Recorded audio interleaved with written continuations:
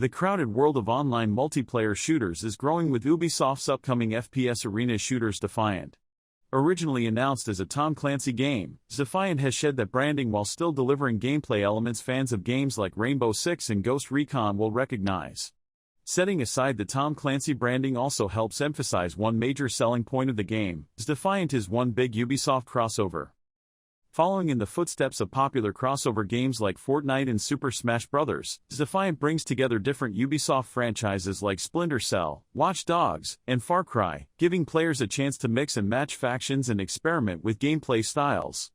I was able to go hands-on with the game for CBR ahead of its next closed beta, and I found it to be a fun celebration of Ubisoft's pedigree with a lot of potential for growth. Xdefiant's gameplay puts player skill at the forefront. In the world of first-person shooters and competitive online multiplayer games, Xdefiant doesn't really reinvent the wheel. Instead, it focuses on simple, smooth gameplay that allows gamers to play to their strengths. There's a clear emphasis on developing a gameplay style using Xdefiant's various factions, which essentially act as classes, weapons, and attachments to determine what loadout works for you. Each faction has two ability options that can be selected and swapped out at the beginning of the match or before respawning. This combination of simplicity and depth when it comes to gameplay and customization, respectively, puts player skill at the forefront. That doesn't mean Xdefiant is just for hardcore FPS gamers, though.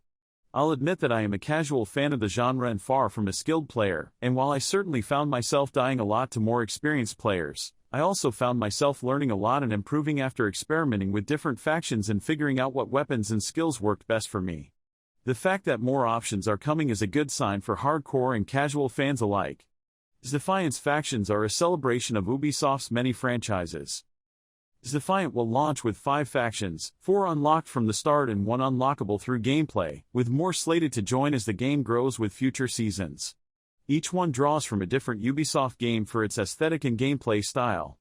Those who like to take the stealthy approach, for example, will enjoy the Echelon faction, which Splinter Cell fans will recognize as the network of intelligence agencies protagonist Sam Fisher belongs to, while players who want some literal firepower should try the Division's Cleaners, who have access to incendiary rounds, incinerator drones, firebombs, and a flamethrower.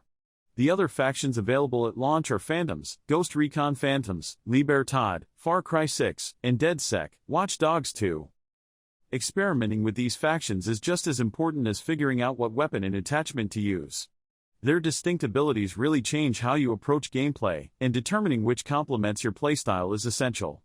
After testing out each one, I found myself going back to the Echelon again and again, as its digital ghillie suits and visibility provided some breathing room to get comfortable with the map without being spotted by the enemy team. Factions aren't the only way the Xdefiant devs are celebrating Ubisoft's long history in various franchises. The game's 14 starting maps are a mix of original creations and locations from Ubisoft titles. These are filled with Easter eggs, with special mention having to go to the game's practice zone, which features a little arcade with, sadly unplayable, machines for Far Cry 3, Blood Dragon, Just Dance, and Riders Republic, as well as a giant statue of a rabbit.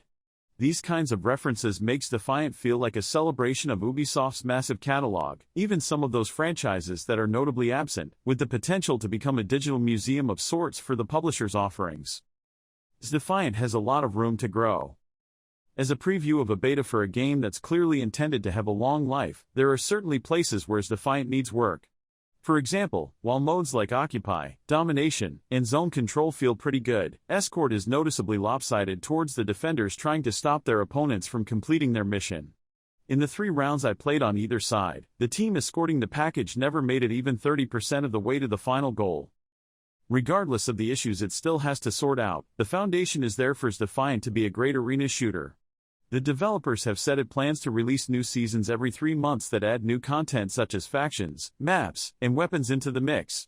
Plus, with major franchises like Assassin's Creed and iconic characters like Sam Fisher noticeably absent, there's plenty Ubisoft could pull from to make Xdefiant a massive ongoing celebration for fans to dive into.